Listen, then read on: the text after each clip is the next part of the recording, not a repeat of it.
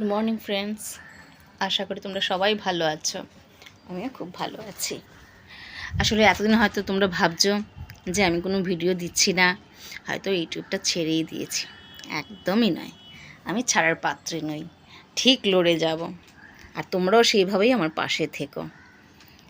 আসলে পুজোর কাজের জন্য আমি একদম ভিডিও বানাতে পারছি না। তোমরা সবাই জানো আমার টেলারিং দোকান আছে, তো সেই জন্য এখন একটু চাপ, বুঝতেই পারছো।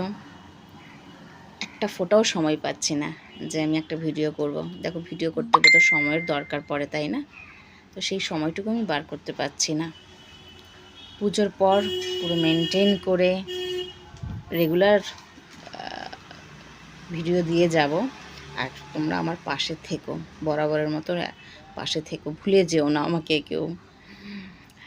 So thank you.